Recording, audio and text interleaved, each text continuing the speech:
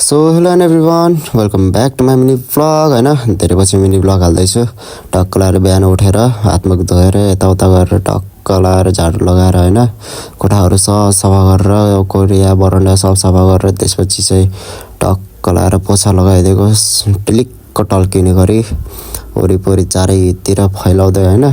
त्यसपछि चाहिँ एकछिन हेरेको यताउता सब कुहिरो लाएर टक्क लाएर ढुसीहरू यस्तो मजाले लागेछ जाडो पनि लास्टै त्यसपछि नम्की ननम भइरहेको थियो। धेरै भयो थियो नि त, मतलब धेरै भन्दा एक दुई दिन मात्र भयो थियो ननुहाएको।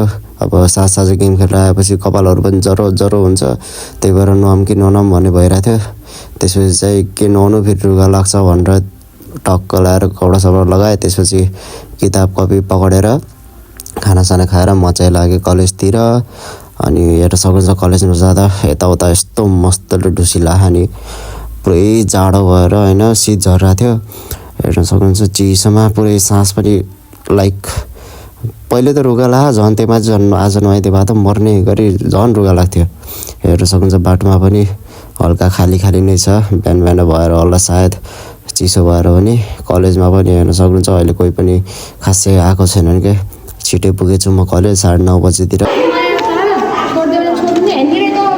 यता शिवानी यादवको बिहे छ, यसको बिहे यसको जस्ट जोगै त्यो उसको बिहे होइन कि उसलाई निम्तो आएको रहेछ। अनि हेर्न सक्नुहुन्छ क्लासमा चाहिँ सब लेजर लाइटले आँखामा बाल्दै गएको केटीहरूको जिस्काउँदैछन् मस्तले। यताउता हेर्न सक्नुहुन्छ लेजर लाइट बाल्दै बसेछ। अनि त्यसपछि क्लास चाहिँ सुरु भयो थियो एकछिनमा। हामी चाहिँ फेरि सरहरू नआउँदासम्म हेर्न सक्नुहुन्छ मस्तले लेजर लाइट केटी खिचाउँछ। ऊ अर्कोले माग्यो अब खिचाउन, तर दिएन। हेर्न सक्नुहुन्छ आँखामा टिलिक्क बाल्दै आयो। त्यसपछि चाहिँ लास्ट पिरियड मेजर इङ्ग्लिस पढेर चाहिँ हामी घरतिर निक्लिहाल्यौँ। आजको लागि यति।